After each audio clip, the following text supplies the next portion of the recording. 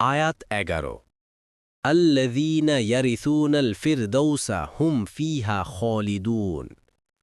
অনুবাদ যারা অধিকারী হবে ফিরদৌসের, যাতে তারা হবে স্থায়ী। তাফসির ১ নং ফুটনোটের বিবরণ।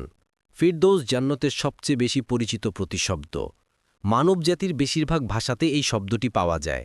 মুজাহিদ ও সাঈদ ইবনে জাবের বলেন, ফিরদৌস শব্দটি রুমি ভাষায় বাগানকে বলা হয়।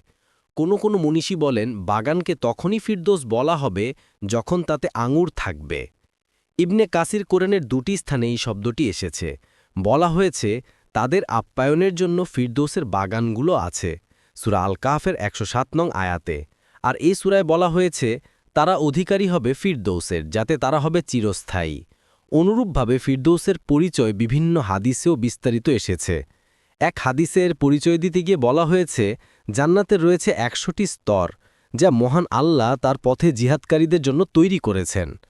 প্রতি ২ স্তরের মাঝে ব্যবধান হল আসমান ও জমিনের মাঝের ব্যবধানের সমান।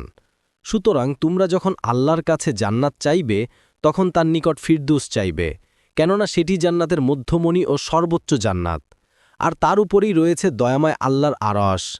সেখান থেকেই জান্নাতের নালাসমূহ প্রবাহিত। বুখারী ২৬৩৭ নং হাদিসে উল্লেখিত আছে। ২ নং ফুটনোটের বিবরণ।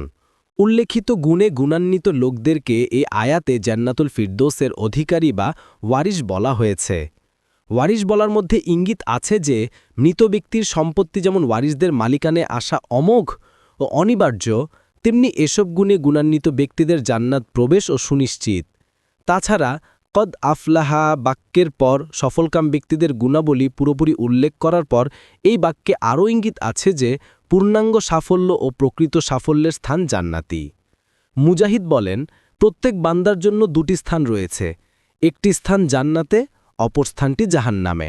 মুমিনের ঘরটি জান্নাতে নির্মিত হয়, আর জাহান্নামে তার ঘরটি ভেঙে দেয়া হয়। পক্ষান্তরে কাফিরের জন্য জান্নাতে যে ঘরটি, সেটি ভেঙে দেয়া হয়, আর তার জন্য জাহান্নামের ঘরটি তৈরি করা হয়। ইবনে কাসির। কোনো কোনো মনীষী বলেন, মুমিনরা জান্নাতের কাফেরদের স্থানগুলোরও মালিক হবে। তারা আনুগত্যের মাধ্যমে অতিরিক্ত পুরস্কার লাভ করবে। বরং হাদিসে এটাও এসেছে যে, কিয়ামতের দিন কিছু মুসলিম পাহাড় পরিমাণ গুনাহ নিয়ে আসবে। তারপর আল্লাহ তাদের সেই গুনাহ ক্ষমা করে দিবেন এবং সেগুলোকে ইহুদি ও নাসারাদের উপর রাখবেন।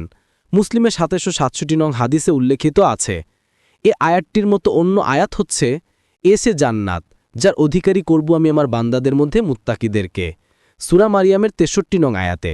আর এটাই জান্নাত তোমাদেরকে যার অধিকারী করা হয়েছে, তোমাদের কাজের ফলস্বরূপ, সূরা আজ-জুখরুফের ৭২ নং আয়াতে উল্লিখিত আছে।